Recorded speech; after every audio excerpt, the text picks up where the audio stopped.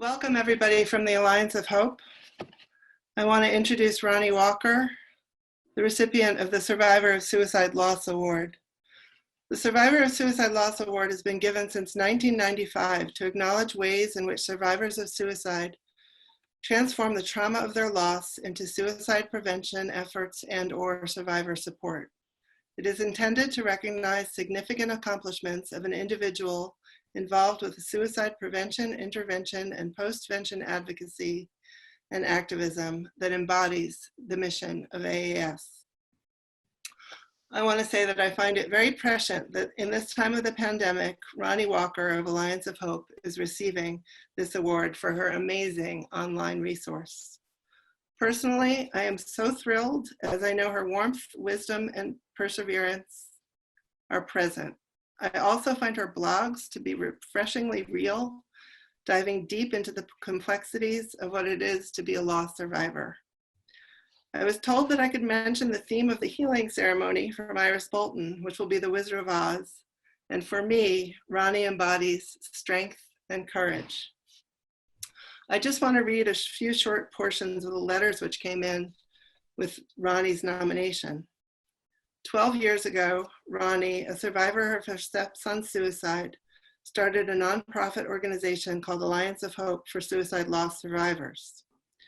Ronnie developed a website with that information about suicide loss, but even more importantly, a 24-hour, 7-day-a-week, carefully monitored online community that survivors can access anytime they need support and to interact with other loss survivors.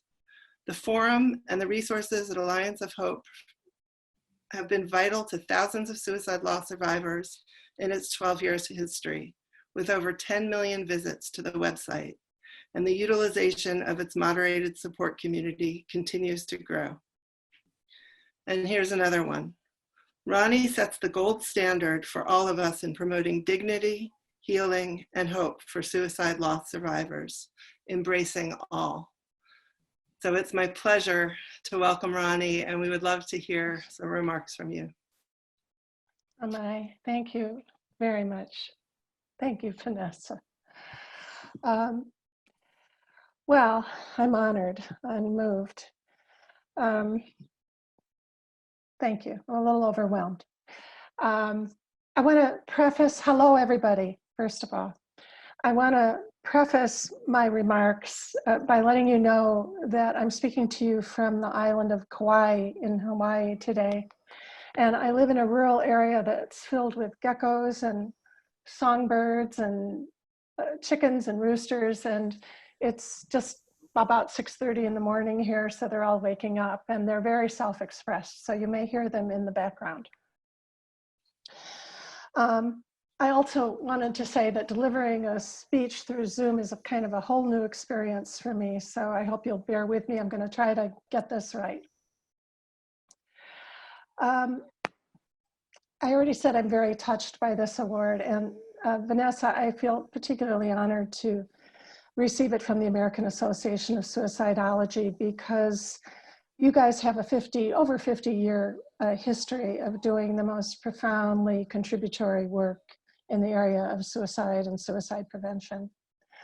I also wanted to thank all of the individuals that I saw on the screen and others who weren't on the screen who worked so hard with very little time to transform an in-person conference into this online event, and then who decided to make this free so many people could participate. So thank you guys, a lot of hard work.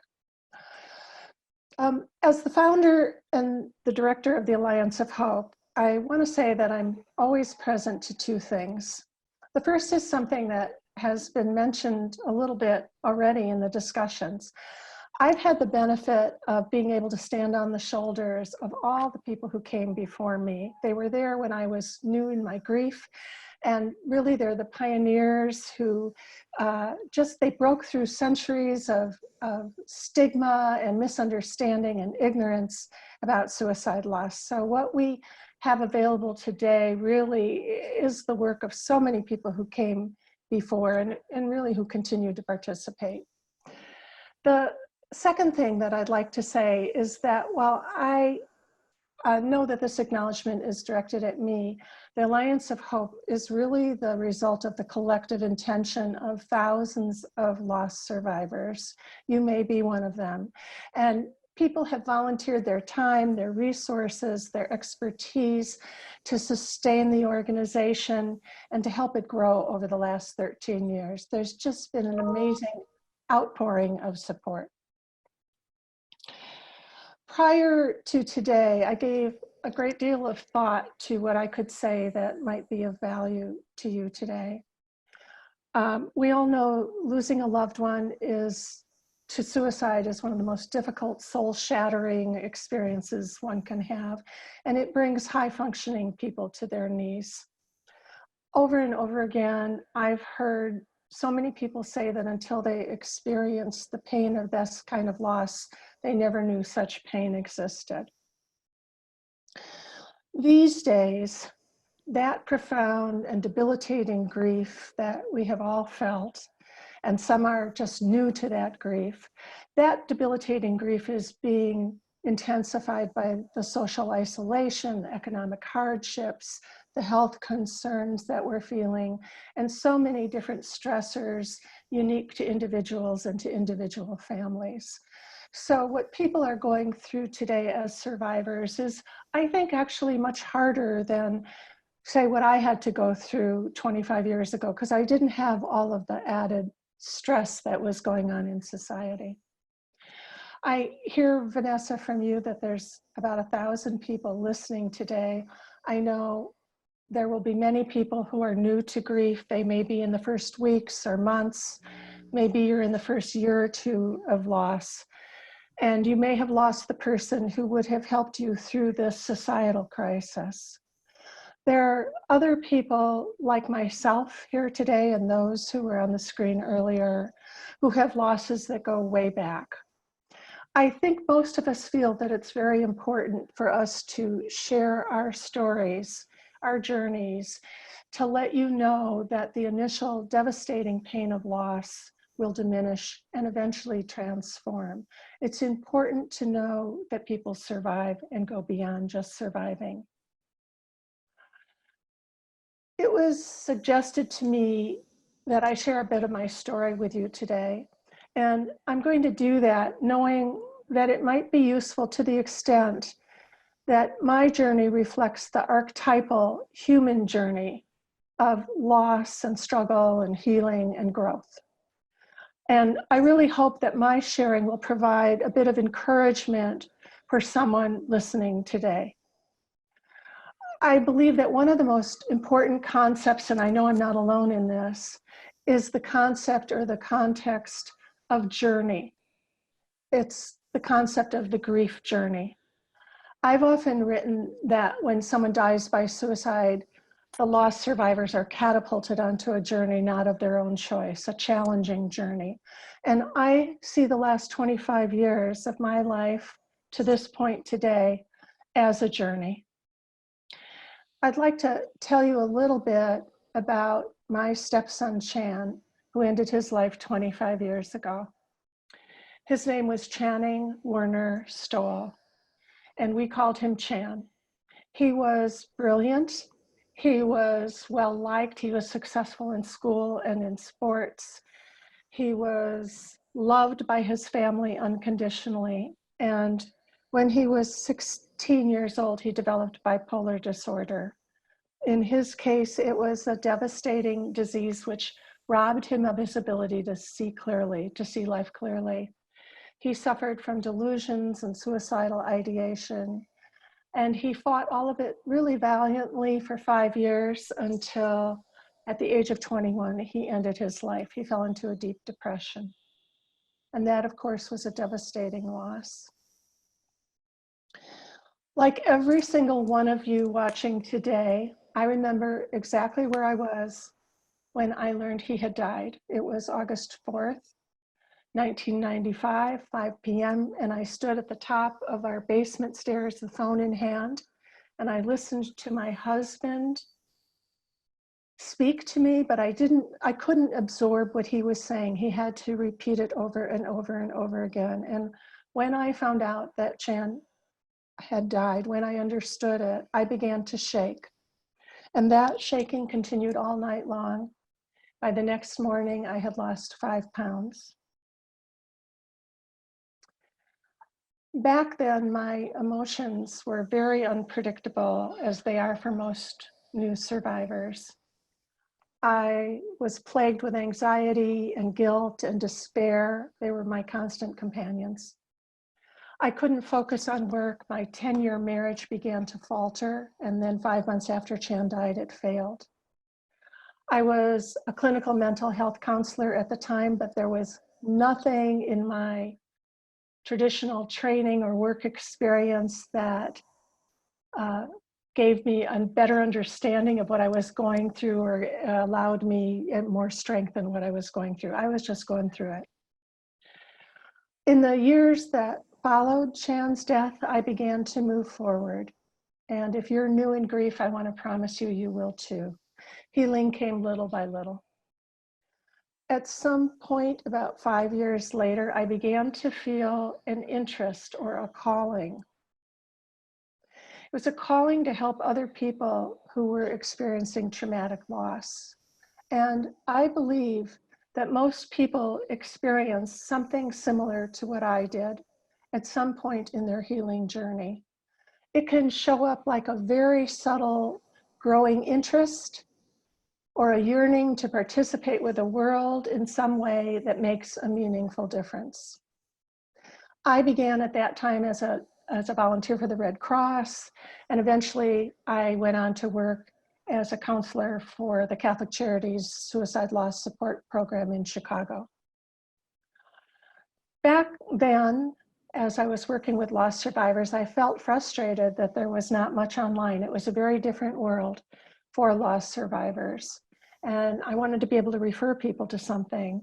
There wasn't something I liked, so I sat down and I created a website. It was perhaps arrogant of me to think that I could do it because I had no experience in creating websites. And I'm grateful to the customer service people in the Philippines that worked for the web company that were on the phone with me day after day after day. I created the website. I wanted to really emphasize the possibility of growing wiser and stronger on the journey through grief, and the possibility of eventually making a meaningful difference as a result of one's loss. It's truly remarkable that anyone ever found us. That first website was number 10,000 in a Google search. And yet survivors did find us. This was in 2008. They came first in a trickle and then in a steady stream. Today, our website, our forum rather, hosts just under 18,000 loss survivors, and we have an average of 10 new loss survivors joining every day. So that's just a little bit of my story and a little bit about the Alliance of Hope. And having told you the origins of the Alliance of Hope, I'd like to return to what I said earlier. And that's that my story or my journey is really most valuable when it's seen from the perspective of the archetypal human story of loss and renewal. So rather than focusing on the content of my story, look at the themes. I encourage you to look at the themes. I suggest to you that those themes may be at play right now, both in the specific suicide loss that you've experienced in the journey that you're on, and also in the upheaval that we're all experiencing now due to the coronavirus. In my story, a tragic event occurred and life as I knew it altered. I was catapulted onto unknown territory and a very challenging path. The early days were very dark, and it was all I could do to put one foot in front of another. At one point, I lived 2 hours at a time. Living a day at a time was too much for me. I could not feel touched or moved or inspired by anything. And at one point, I actually wondered, it was so unfamiliar to me to feel that way. I wondered if my soul had died. In my story, and in most everyone's story, as in most everyone's story, I eventually began to emerge from the darkness, I found myself not only in the new normal, which we often talk about, but I also found myself a little bit stronger and a little bit wiser about life. And then, like tens of thousands of other loss survivors who've traveled this journey, I wanted to use what I had been through to make a difference for other people.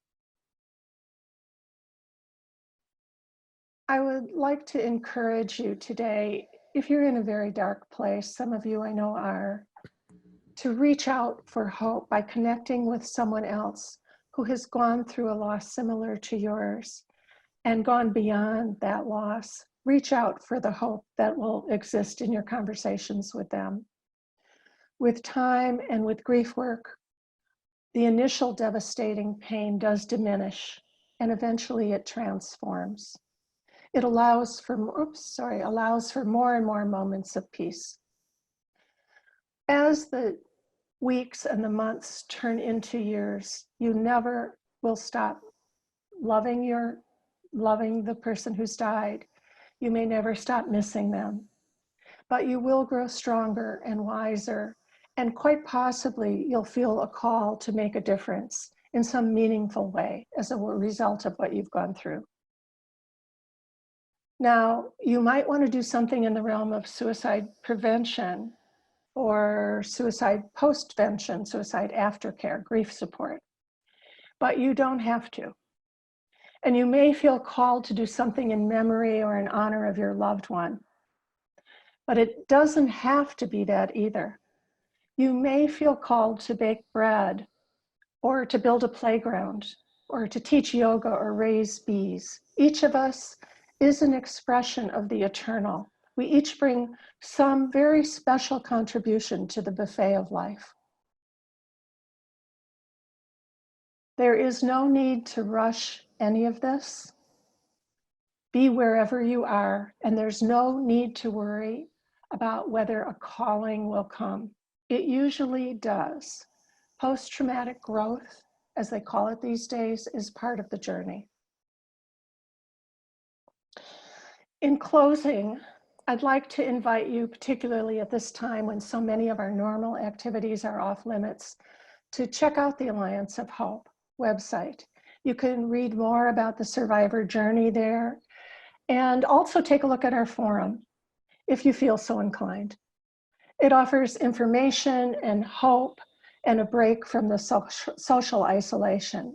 The community on our forum is very, very diverse, but the things that normally divide people, like religion or politics, socioeconomic status, those things fall away, and people are simply united by what it means to be a human being to lose someone to suicide. With that, I want to thank you again for this award. I'm truly moved by it. I'd like to wish everyone here today on screen and everyone listening in health and healing for both you and all of your families and loved ones in the days ahead. Thank you so very much for this award. Thank you. Thank you so much, Ronnie. And if we were in a room all together, there would be thunderous applause and a standing ovation for all that you have done. I also want to mention, she didn't mention it, she's been training funeral directors on how to lead a good memorial after a suicide. So thank you, Ronnie, from the bottom of our hearts. Incredible achievements. Be proud. Thank you very much.